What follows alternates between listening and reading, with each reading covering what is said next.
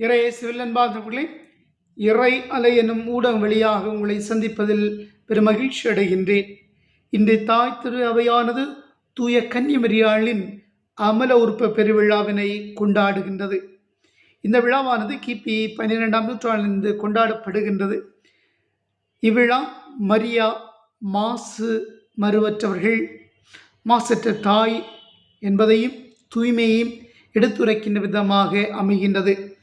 அன்னை மரியாள் தன் தாயின் கருவினிலே ஜென்ம பாவம் இல்லாமல் பிறப்பதற்கு காரணமாக இருந்தவர் இயேசு இந்த உலகத்திற்கு பிறக்க வேண்டும், கடவுள் இந்த உலகத்திற்கு வர வேண்டும் என்பதற்காக, கடவுள் மனிதனாக பிறக்க வேண்டும் என்பதற்காக அன்னை மரியாளை கடவுள் தேர்ந்தெடுத்தார்.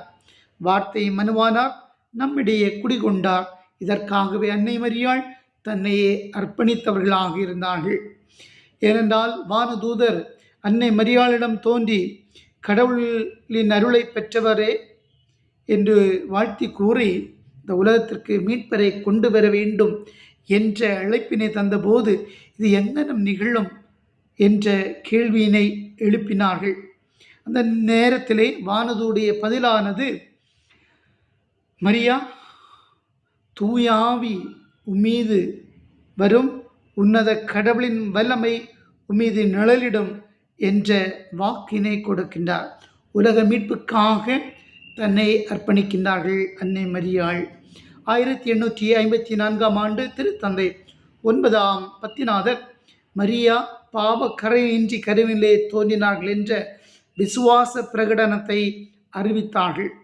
இந்த விழா நமக்கு தருகின்ற அழைப்பானது, நாமும் அன்னை மரியாளை போன்று வாழ வேண்டும், மாசு மறுவற்றவர்களாக கடவுளின் திட்டத்தை நிறைவேற்றக்கூடியவர்களாக நம்மை அர்ப்பணித்து வாழ வேண்டும் என்பதற்காகவே இந்த விழாவை நாம் கொண்டாடுகின்றோம்.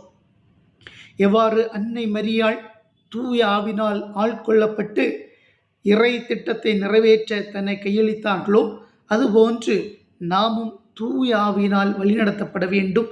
தூய ஆவினால் அபிஷேகம் செய்யப்பட்டு இறை சித்தத்தை, இறை திட்டத்தை நிறைவேற்ற நம்மை நாம் அர்ப்பணிக்க வேண்டும். எனவே இந்த விழாவின் வழியாக அன்னை மரியாளின் ஆசிரை பெற்ற மக்களாக, நல்ல எண்ணங்களை கொண்ட மக்களாக, இறை சித்தத்தை, திட்டத்தை நிறைவேற்ற நம்மை அர்ப்பணிக்கக்கூடிய பிள்ளைகளாக இருக்க அருள் வேண்டுவோம், ஜெபிப்போம். இந்த நாளிலே இறைவன் நம்மோடு இருக்கின்றார். இந்த நாள் ஒரு நல்ல நாளாக அமையட்டும். ஆமீன்.